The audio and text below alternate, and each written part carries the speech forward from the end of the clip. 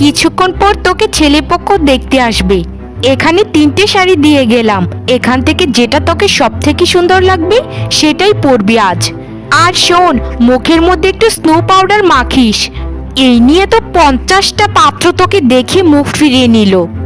এবারেরটা যদি হাতছাড়া হয় তো তোকে আমি দেখাবো মজা। এই যে বিছানার উপর শাড়িগুলো রেখে দিলাম। তোর যত সমস্যা আছে সব কিছুই তো তোর ভাই আর আমাকেই পোহাতে হচ্ছে। তোর মা বাপটা মরে গেল আর আমার উপর সব দায়িত্ব দিয়ে গেল। ভাবি, বিশ্বাস করুন, আপনাদেরকে আমার চিন্তায় ফেলতে একটু ভালো লাগে না। জানি না আমি বিধাতার কাছে কি দোষ করেছিলাম, যার জন্য আমার গায়ের রং এত কালো করে পাঠালো। এতে আমার কোনো সমস্যা নেই, কিন্তু মানুষদের তো খুব সমস্যা আমাকে নিয়ে। আমাকে তো কেউ পছন্দই করে না। তবে আমার মন বলছে এবারে বোধহয় আমাকে কেউ না কেউ পছন্দ করেই নেবে। তোর ওই ফালতু মন তো সবসময় বলে যে আজকে আমাকে পাত্র বোধহয় পছন্দ করে নেবে। কই, আগেও তো এই কথা বলেছিলিস, তখন তো তোকে কেউ পছন্দ করেনি। তোর জন্য আমি সমাজেও মুখ দেখাতে পারি না। যখন সবাই তোকে কালি কালি বলতো তখন কোথাও ডুবে মরে যেতে পারলি না, তবেই তো লেটা চুকে যেত। এত কথা আমাদেরকে শুনতে হতো না, আর তোকেও শুনতে হতো না। বিধাতার দেওয়া জীবনটা অনেক দামি ভাবি, তাই এই জীবন নিয়ে কখনোই আমি ছিনিমিনি খেলতে পারি না। আর মা তো আমাকে বলতো যে আমাকে নাকি আকাশের চাঁদের মতো দেখতে, কিন্তু সবাই কেন আমাকে অপছন্দ করে সেটাই আমি বুঝি না। তবে আমি বিশ্বাস করি যে মা আমাকে সঠিক কথাই বলেছিলেন যে আমাকে আকাশের চাঁদের মতো দেখতে। তোর মা তো চাঁদের কথা বলেছিল ঠিকই, কিন্তু কি চাঁদ বলেছিল জানিস? অমাবস্যার চাঁদ, একদম কালো ঘুটঘুটে। আর আমাকে অপমান করবেন না ভাবি, আমার খুবই কষ্ট লাগে। পিতামাতা হারানোর যন্ত্রণা এমনিতেই আমি সহ্য করতে পারছি না। আমি তো সবাইকে খুবই ভালোবাসি, কেন আমাকে কেউ ভালোবাসে না? আমার গায়ের রং কালো বলে আমি কি মানুষ নই? কেন আমাকে সবাই আলাদা করে, কেন? তা কতক্ষণ যে আমার সোনাপানা ছেলেটাকে নিয়ে বসে আছি, তা মেয়ে কোথায়? পাত্রীকেই তো দেখতে পাচ্ছি না। আপনার ননদের তৈরি হতে আর কতক্ষণ লাগবে শুনি? আমাদের হাতে এত সময় নেই বাপু, পাত্রীকে বলুন তাড়াতাড়ি একটু আসতে, আমরা একটু দেখি। ও মা, আপনি কি পাত্রীকে দেখতে পাচ্ছেন না? আমার সামনে যে দাঁড়িয়ে আছে ওই তো আমার ননদ, আপনাদের পাত্রী। ওর গায়ের রংটা একটু চাপা, কিন্তু মনটা অনেক ভালো, কাজকর্ম কিন্তু দারুণ জানে। আপনাদেরকে সবসময় মাথায় তুলে রাখবে, আমি কথা দিলাম। মানে এটা পাত্রী? ও মা গো, কেউ আমাকে ধরো গো, আমাকে বাঁচাও গো। এ মেয়ে তো কালি, একদম পাতিলের কালির থেকেও কালো। এতক্ষণ যে এখানে ছিল দাঁড়িয়ে তা তো আমি খেয়ালই করিনি। এ মেয়ে যদি আমার ছেলের বউ হয়ে যায় তাহলে লোক সমাজে আর মুখ দেখাতে হবে না, বুঝেছেন? আপনাদের কত বড় স্পর্ধা! বলেছিলেন যে মেয়ের গায়ের রং একটু চাপা, কিন্তু এতটা কালো আমি তো কল্পনাও করতে পারিনি কখনো। এমনিতেই তো পাতিলের কালি, পরেছে একটা হলুদ রঙের শাড়ি, একদম কালো কলার মতো দেখা যাচ্ছে। ছ্যা ছ্যা ছ্যা ছ্যা ছ্যা ছ্যা, এরকম একটা মেয়ে আমি কখনো আমার বৌমা হবে কল্পনাই করতে পারি না। আরে মাসিমা, দেখুন না ওকে আপনাদের ঘরের বউ করা যায় কিনা। আমাদের 2-3 বিঘে জমি আছে, ওখান থেকে না হয় আপনাদেরকে 1 বিঘে জমি দিয়ে দেব, তবুও আপনারা তাকে গ্রহণ করে নিন। এমনিতে রূপা অনেক কাজ করতে পারে, সারাটা দিন কাজ করবে, কোনো অভিযোগই করবে না কখনো। বউ করে নিন মাসিমা, বউ করে নিন, আপনারা কখনোই ঠকবেন না। আপনার যদি কোনো ভাই থাকে তাহলে তার জন্য নিয়ে নিন, আমাকে এত জোর জবরদস্তি করবেন না, আর টাকার গরম আমাকে দেখাবেন না, বুঝেছেন? কিছু জমির জন্য আমি ওই মেয়েকে নিয়ে যাই, তারপর আমার কপালে সবাই মিলে চুনকালি দিক। আহা মাসিমা, রাগ করবেন না। প্রথমে কিছুদিন লোকে এসব ওসব বলবে, তারপর আবার ঠিক হয়ে যাবে দেখবেন। প্রথম সবাই একটু কুকথা বলবে, তারপর সময়ের সাথে সাথে সব কিছু ঠিক হয়ে যাবে। আপনারা সবাই একটু শান্ত হন। আমি কারো বাড়িতে জোর করে বউ হয়ে যেতে চাই না। এই পৃথিবীতে বিয়ে কি সব? আমি বিয়ে করতে চাই না। এরকম কালো একটা মানুষের কখনো বিয়ে হতে পারে না। আপনারা দয়া করে চলে যান। আর আমাকে বউ হিসেবে আপনার বাড়িতে নিয়ে তুললে মানুষ আপনাদেরকে মন্দ কথা বলবে। যেখানে বাড়ির লোকেরাই আমাকে নানান কথা শোনায়, সেখানে তো আমি পরের বাড়ি যাব। দয়া করে আর আমাকে অপমান করবেন না। এই তো মেয়ে এবার সোজা পথে কথা বলছে। যখন তুই জানতিসই তোকে আমরা দেখে পছন্দ করব না, তাহলে তোর ভাই ভাবিকে কেন বললি আমরা আসতে? এমনিতেই তো পাতিলের কালি, তার উপর আবার 2 নম্বরই কথাবার্তা। তোকে বউ হিসেবে কেন, আমার বাড়ির কাজের লোক হিসেবেও নেব না। আজ মা বাবা বেঁচে নেই তো, তাই আমি সবারই বোঝা হয়ে গিয়েছি। যদি তারা বেঁচে থাকতেন তাহলে আজ আমাকে এত কথা শুনতে কখনোই হতো না। যিনি আমাকে সৃষ্টি করেছেন তিনি হয়তো ভালোবেসেই আমাকে সৃষ্টি করেছেন। সেখানে আপনার বা আমার কারো হাত নেই। চল রে বাবা সুবীর, এখান থেকে চল। এই মেয়ে তোর কখনোই যোগ্য না। ইস, কত সময় আমার নষ্ট করলো। এর থেকে তো ভালো ঘটক সাহেব আরেকজন পাত্রীকে দেখিয়েছিলেন, সেখানে যাওয়া উচিত ছিল আমাদের। এই কালী, হয়েছে তো শান্তি তোর, এখন এখান থেকে যা। আমার চোখের সামনে তুই আর কখনোই আসবি না। মরে যেতে পারিস না কোথাও পড়ে? আমি তো হলে কোন দিনই মরে যেতাম। কি একটা কালী জন্ম দিয়ে মরে গেল মা বাপটা। এই ভোরবেলা গান্ডে পিণ্ডে গেলে কোদাল নিয়ে কোথায় যাওয়া হচ্ছেটা কি শুনি? ঘরে যে বাজার নেই তা কি তোমার খেয়াল আছে? এক হচ্ছে তোমার ওই কালী বোনের জ্বালা, আরেক দিকে হচ্ছে টাকা পয়সার অভাব। সব দিক দিয়ে আমার মাথা খারাপ হয়ে যাচ্ছে। আরে গিন্নি, রাগ করছো কেন? আমাকে তো কাজে যেতে হবে নাকি? কিছুদিন পর ফসল বুনতে হবে, জমিটাকে তো কোপাতে হবে। কিছুদিন আগেও তো বাজার করে আনলাম, সব খাবার কি শেষ হয়ে গেছে নাকি? আর ওই রূপার কথা আমাকে একদম কিছু বলো না, এমনিতে আমার মেজাজ খারাপ হয়ে আছে। জানি না এই মেয়ের কখন বিয়ে হবে। বাবা মা যখন মারা গেল তখন ওকে সাথে নিয়ে মরতে পারলো না। ঘরের অর্ধেক খাবারই তো তোমার বোনের পেটে চলে যায়। সারাদিন 3 বেলা গান্ডি পিণ্ডে খায় আর ঢ্যাং ঢ্যাঙিয়ে ঘুরে বেড়ায়। কোনো কাজই তোমার বোন করতে চায় না। আমি কি এখানে দাসী হয়ে এসেছি? সারাদিন তো বাইরে থাকো, ঘরের যত ঝামেলা আছে সব আমাকেই পোহাতে হয়। তুমি কি বুঝবে কষ্ট কাকে বলে? আমাকে একটু সম্মান দিয়ে কথা বলো। আমি যদি বাইরে না কাজ করতাম, না হলে তো না খেয়ে মরতে এতদিন। কাজ করে 2টো খাবার আনি বলেই তো খেতে পারছো, না হলে কোথা থেকে খেতে? আর রূপাকে একটু তুমি মানিয়ে নাও, কি আর করার আছে, মেরে তো ফেলতে পারবো না। আমারও আর এই ঝামেলা ভালো লাগে না। এই নিয়ে তোমার বোনকে 51 জন পাত্র এসে দেখে গেল। সবাইকে লোভ দেখিয়েছি টাকার, কেউ তো তাকে স্বীকারই করে না। আমার মনে হয় কি জানো, একে বাড়ি থেকে তাড়িয়ে দেওয়াই ভালো। তাহলে মানুষের কথাও শুনতে হবে না, আর আমাদেরকে সবসময় চিন্তাতেও থাকতে হবে না। সারা দিন লোকের কথা শুনতে শুনতে আমার কানগুলো পচে গেছে। ওর বয়সী সবারই বিয়ে হয়ে গেছে, শুধু এই বাকি আছে।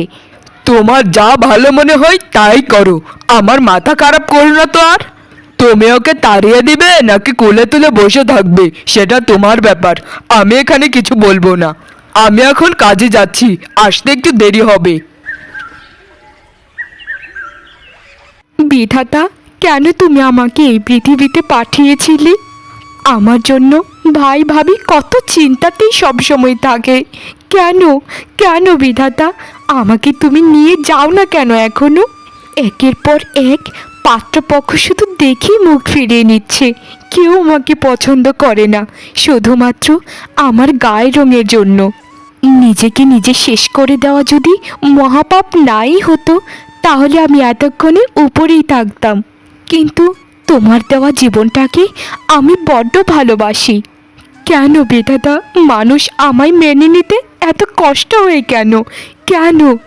আজ যদি তাদের মতো আজ সুন্দরী হতাম, তাহলে আমাকে সবাই কত ভালোবাসতো।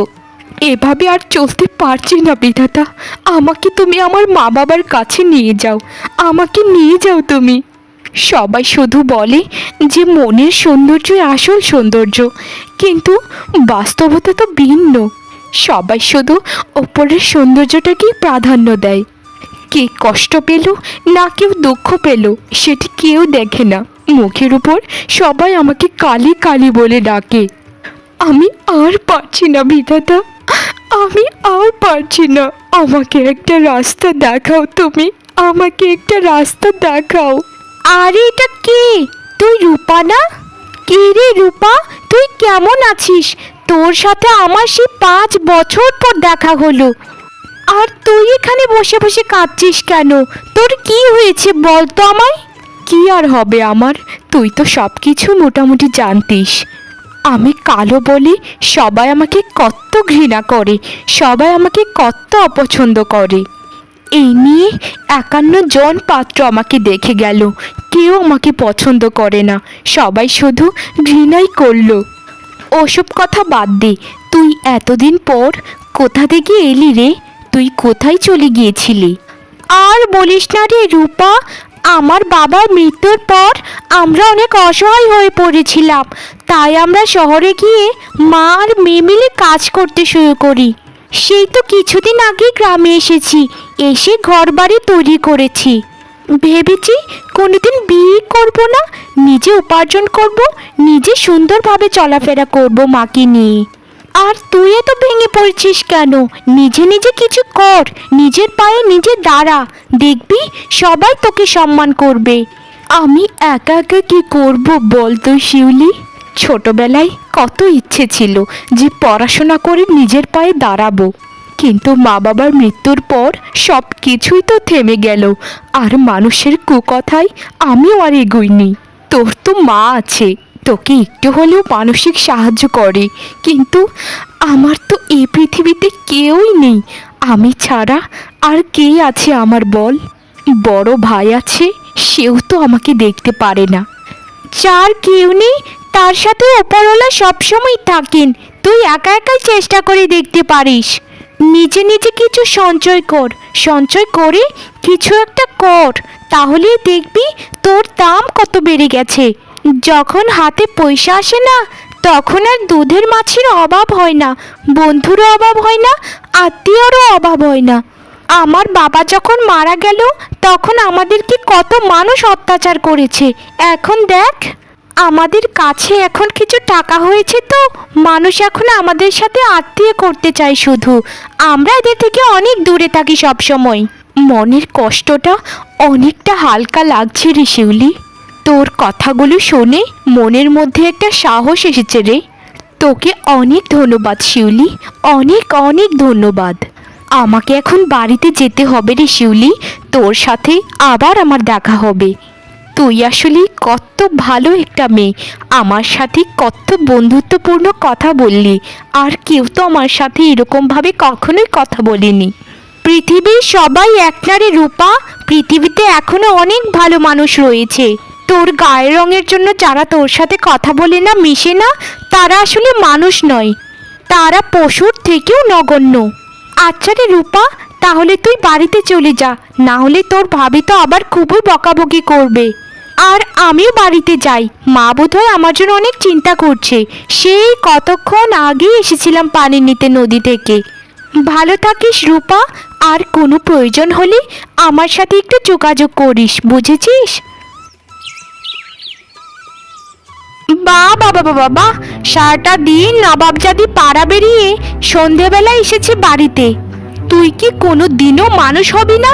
চেহারাটা তো এমনিতেই তোর খারাপ, তোর স্বভাবটা তো অন্তত ভালো কর। খাবার বেলা তো 16 আনাই খাস, আর কাজের বেলা তোকে 2 আনাও কাজ করানো যায় না। তা রাজকুমারী, আমাকে কি তোর দাসী পেয়েছিস যে তোর পায়ের কাছে আমি সবসময় পরে কাজ করব? বিশ্বাস করুন ভাবি, মা বাবার কথা খুব মনে পড়ছিল, তাই একটু নদীর পাড়ে গিয়ে বসেছিলাম। আর আমি তো সব কাজ সেরেই সেখানে গিয়েছিলাম। আমি আর কোনোদিন নদীর ঘাটে যাব না ভাবি, আমাকে এবারের মতো ক্ষমা করে দিন। আমাকে দয়া করুন ভাবি, আমাকে দয়া করুন।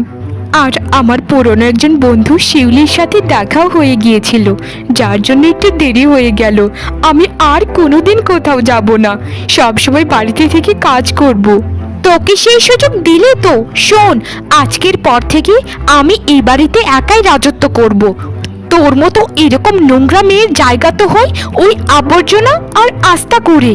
তোর ভাই মানে আমার স্বামী আমাকে নিজের মুখে বলেছে যে তোকে বাড়ি থেকে তাড়িয়ে দিতে আজ।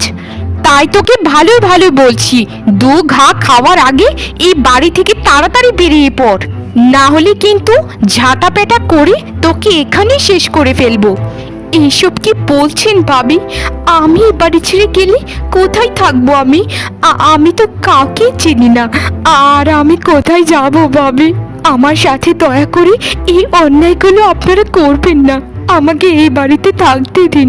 আমার মা বাবার কত স্মৃতি এই বাড়িতে জড়িয়ে আছে, আমি কোথাও যেতে চাই না আপনাদেরকে ছেড়ে। ও আচ্ছা, এই বাড়ি ছেড়ে যাবি না তো? দাঁড়া, ঝাঁটাটা নিয়ে এসে তোর প্রাণটা এখান থেকে বের করে দেই। কালির কালি, যা এখান থেকে যা। মালকিন, আপনার কথা আমি অনেক জায়গাতেই শুনেছি, আপনি নাকি অনেক দয়ালু মনের একজন মানুষ। আমি একজন অনাথ মেয়ে মালকিন, আমার দুনিয়াতে বাবা মা কেউ নেই। একজন ভাই ছিল, সেও তার বউকে অনুমতি দিয়েছে যে আমাকে বাড়ি থেকে যেন তাড়িয়ে দেয়। শুধুমাত্র আমার একটাই দোষ, আমি কালো কেন?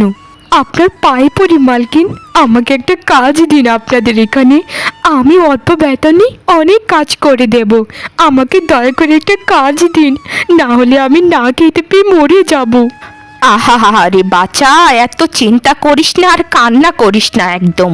তোর কথাগুলো শুনে আমার বুকের ভেতরটা কেমন যেন করছে রে মা। তুই কালো বলে তুই কি মানুষ নোস? আর 8-10টা মানুষ যেমন সাধারণ, তুইও তো তেমন সাধারণ।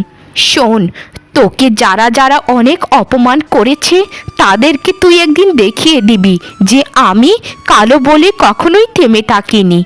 তুই তাদেরকে দেখিয়ে দিবি যে তোমরা যারা আমাকে নিয়ে হাসি ঠাট্টা করেছিলে, দেখো তোমাদের থেকেও আমার অবস্থান কত উপরে। আজ থেকে তুই আমার এখানে কাজ করবি, আর তোকে মাইনে আমি অনেকগুলো টাকা বাড়িয়ে দেব যেন তুই একটা কিছু করতে পারিস। যা মা, তুই এখন থেকে কাজ শুরু করে দে। একটা কথা মনে রাখিস, পরিশ্রম করলে সফলতা এমনিতেই আসবে। আর তুই কালো বলে নিজেকে কখনো গুটিয়ে নিবি না, সবার সামনে আত্মবিশ্বাসী হয়ে চলাফেরা করবি, তাহলেই তুই সফল হবি জীবনে। আমাকে একটা ভালো দেখে কাপড় দাও মা, সুন্দর দেখে একটা কাপড় দিবেন। আগের কাপড়টা অনেক ভালো ছিল। আপনারা সবাই দয়া করে শান্ত হন, সবাইকে এক এক করে আমি ভালো ভালো কাপড় দেখাচ্ছি। আপনারা আমার দোকানের কাপড় এতটা পছন্দ করেছেন দেখে সত্যিই আমি আনন্দিত। তবে এখন থেকে আগামীতে আমি আরও আমার দোকানে ভালো ভালো কাপড় তুলব, তখন সবাইকে আমি খবর পাঠাবো। আমার এত তাড়াতাড়ি কাপড়ের ব্যবসায় সফলতার পেছনে আপনাদের গুরুত্ব অপরিসীম। আরে, তুই আমাদের রূপা না? তুই এখানে কি করছিস? আমাদের গ্রামের সবাই বলা বলি করছিল যে আমাদের গ্রামের বড় মার্কেটে একটা অনেক ভালো দামি কাপড়ের দোকান হয়েছে। সেই কথা শুনেই তো আমরা দুজন এলাম কাপড় কিনতে। কিন্তু এই দোকানে তুই কি করছিস? তুই কি এখানে কারো অধীনে কাজ করিস? এখানের কি তুই কর্মচারী? না, এখানের আমি কোনো কর্মচারী নই, এখানের মালিক আমি নিজেই। ওপরের বিলবোর্ডে স্পষ্ট করে লেখা আছে আমার নাম, তাহলে এটা মানুষের দোকান হতে যাবে কেন? তা বলুন, আপনাদেরকে কি কাপড় দেখাবো? রেশমি শাড়ি নাকি জামদানি? আমার দোকানে সব ধরনের কাপড়ই আপনারা পাবেন। আমাকে ক্ষমা করে দে বোন, আমাকে ক্ষমা করে দে, আমি বড্ড ভুল করে ফেলেছি। তোকে বাড়ি থেকে তাড়িয়ে আমি খুব খারাপ কাজ করেছি। আমি আর জীবনও তোর সাথে চোখ তুলে কথা বলবো না, আমাকে এবারের মতো ক্ষমা করে দে। তোর গায়ের রং কালো ছিল বলে তোকে আমি বাড়ি থেকে তাড়িয়ে দিয়েছিলাম। এখন তোর অবস্থান এত উপরে যে আমাদেরকে 10 বার কিনে 10 বার বিক্রি করতে পারবি। কে আমার ভাই? আর কাকে বা ক্ষমা করার কথা বলছেন? শুনুন, আপনাদেরকে একটা কথা বলি। এখন যারা আমার সাথে আত্মীয়তার সম্পর্ক করতে চায় তারা আমার নয়, আমার টাকার উপর লোভ। আর যেদিন আমি ওই বাড়ি থেকে বের হয়ে এসেছিলাম সেদিনই আমি শপথ করেছিলাম যে আমি যেমন অনাথ সারা জীবন অনাথই থাকবো। আমার কেউ নেই, ভাই নেই, মা বাবা নেই, কেউ নেই, সবাই আমার কাছে মৃত। যারা আমার সাথে সারা জীবন অন্যায় করেছে, আমার অসহায়ত্ব নিয়ে, আমার গায়ের রং নিয়ে যারা কটু কথা বলেছে, তাদেরকে আমি কখনোই ক্ষমা করব না। আমি শুধু আমার মৃত মা বাবাকে ছাড়া কাউকেই ভালোবাসি না। তাদের সাথে থাকা তো বহু দূরের কথা। রূপা বোন, সত্যি করে বলছি, আমাদেরকে ক্ষমা করে দাও। আমি এখন থেকে তোমাকে আমার বোনের মতো করে রাখবো, কখনো কোনো কাজ দেব না, কোনো কটু কথা বলবো না। আমাদের সাথে রাগ করো না বোন, আমাদের সাথে বাড়িতে চলো, আমরা সবাই মিলে একসাথে থাকবো। যখন আমি মাসের পর মাস, বছরের পর বছর বাড়ি ছাড়া ছিলাম, তখন আপনাদের ভালোবাসা ছিল কোথায়? তখন তো আমাকে কেউই খোঁজেননি। এখন এসেছেন ভালোবাসা দেখাতে। আমার টাকা, আমার আভিজাত্য দেখে আপনাদের লোভ হয়েছে। আমি কিন্তু সব কিছু বুঝতে পারছি। এখন আপনারা আসতে পারেন। আমার দোকানে এখন ক্রেতা আসবে অনেক। আমার দোকানের সামনে আপনাদের যেন কোনো দিনও আমি না দেখি, কোনো দিনও।